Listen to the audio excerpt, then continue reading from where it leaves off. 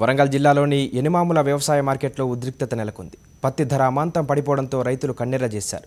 ఈ మార్కెట్లోని సీక్రెట్ టెండర్ల వల్లే అన్యాయం జరుగుతోందని ఆందోళన నిర్వహించారు. మార్కెట్ కార్యదర్శి కార్యాలయంలోకి చొరబడి కంప్యూటర్లు ధ్వంసం చేశారు. ప్రభుత్వానికి వ్యతిరేకంగా నినాదాలు చేశారు. రైతుల ఆందోళనతో వ్యవసాయ మార్కెట్ వద్ద పోలీసులు భారీగా మోహరించారు. పత్తి రైతుల ఆందోళనకు సంబంధించి పూర్తి వివరాలు మా కరెస్పాండెంట్ శ్రీధర్ నడి తెలుసుకున్నాం. శ్రీధర్, చెప్పండి, అక్కడ పరిస్థితి ఎలా ఉంది? పరిస్థితి వ్యవసాయ మార్కెట్ లో కనిపిస్తున్నది. ఎందుకంటే ఈ మార్కెట్ గత బుధవారం నాడు ఈ మార్కెట్ డిసైడ్ చేశారు ప్రభుత్వం.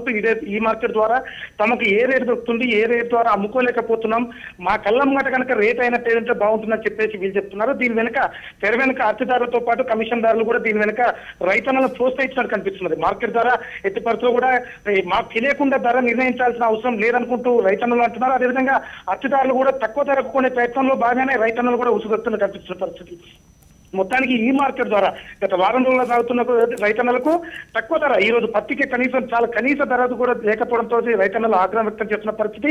ఎవరైతే ఎక్కువ రేట్ వచ్చిన వాళ్ళ రైతన్నలు మాత్రం ఈ మార్కెట్ మేలు అంటున్నారు. అంటే రెండు విధాన మార్కులు ఇక్కడ కనిపిస్తున్నాయి. మొత్తానికి ఏదైతే రేట్ ఎక్కువ వచ్చిన రైతులు మాత్రం అమ్ముకొని వెళ్తున్నారు, రేటు తక్కువ వచ్చిన వాళ్ళు మాత్రం ఆగ్రహం వ్యక్తం చేస్తున్న పరిస్థితి. ఈ రోజు కూడా పత్తికి కానీ అదేవిధంగా మిగతా వాటి కానీ తక్కువ ధర కోర్ చేయడం వల్ల ఒకేసారి రైతన్నలు ఆగ్రహం వ్యక్తం చేసి కార్యాలయానికి చొరబడ్డారు. 2 కంప్యూటర్లు కూడా ధ్వంసం చేశారు.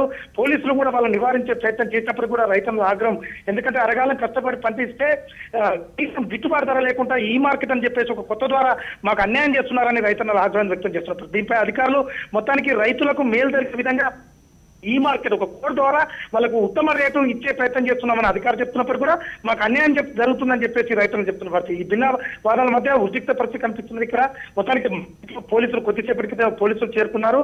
మొత్తానికి ఉద్రిక్త పరిస్థితి నడుమ మార్కెట్ కొనుగోలు కూడా ఆగిపోయాయి. Naresh. Okay, right Sridhar, thank you.